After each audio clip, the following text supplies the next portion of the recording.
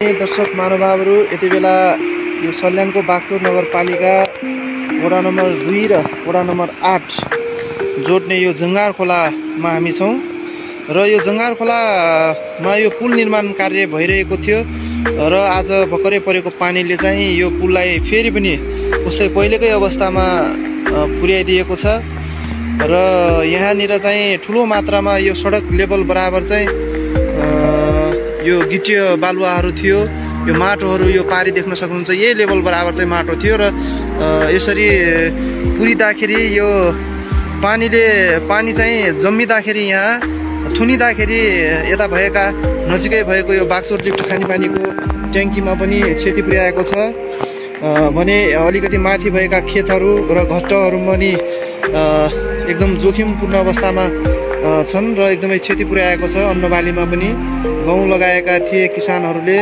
र यो देख्न सक्नुहुन्छ पाइप पनि यसरी बगाएको छ बाक्सोर लिफ्ट खानेपानीको र यो सडक यस्तो छ अवस्था र यही लेभल बराबर चाहिँ यहाँ यो माटो राखिएको थियो। सम्भवतः यदि यो माटो लाई चाहिँ अलिकति किनारा लगाउन सकेको खण्डमा थियो भने चाहिँ यो अलिकति यति धेरै क्षति गर्ने थिएन होला र फेरि पनि पहिलाकै अवस्थामा पुगेको छ। उतापट्टि पारिपट्टि चाहिँ त्यो ढलान गरेको ठाउँमा पनि एकदमै यो बालुवाहरू गएर पसेको छ भने यतापट्टिको यो भागमा पनि त्यस्तै छ। भर्खरै यो ढलानका लागि चाहिँ सुचारू भइरहेको यो रडहरू हालिएको छ, यहाँ देख्न सक्नुहुन्छ। यो रडमा पनि त्यस्तै देखिन्छ, यहाँ ढलान गरेका ठाउँमा पनि पुरै हिलाम्य देखिन्छ। यो नजिकै देख्न सक्नुहुन्छ। यसरी यहाँ यो हिलाम्य भएको छ, यहाँ बालुवा परेको छ, गिटी परेको छ र जुन अवस्थाको यहाँ मेहनत थियो त्यो मेहनत सबै खेरा गएको छ। यसको प्रकृति हामीलाई थाहा छ, प्रकृतिको अगाडि कसैको केही लाग्दैन। यो प्राकृतिक विनाश पनि हामी देख्न सक्छौँ। हो, हामीलाई विकास चाहिन्छ। वरिपरिका डाँडा हामी देख्न सक्छौँ। यहाँ जुन अवस्थाको पहिला सेरोफेरो थियो यो अवस्था अहिले यहाँ रहेन। एकदमै प्राकृतिक विपत्ति पनि हामी देख्न सक्छौँ।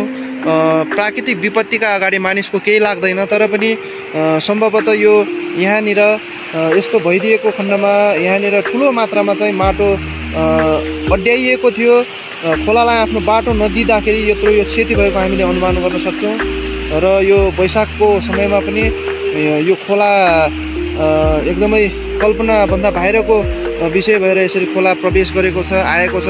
माथि कोटबारा साइडतर्फ वडा नम्बर 6 तर्फ नगरपालिका बाक्सोर नगरपालिका वडा नम्बर 6 को कार्यालयतर्फ चाहिँ यो धेरै पानी परेर चाहिँ यस्तो स्थिति आयो र माथिपट्टि तपाईँहरूको 4वटा खेतहरू पनि डुबानमा परेका छन्। खानेपानीको ट्याङ्की लाई पनि क्षति पुगेको छ, बाटो अवरुद्ध भएको छ, हामी देख्न सक्छौँ।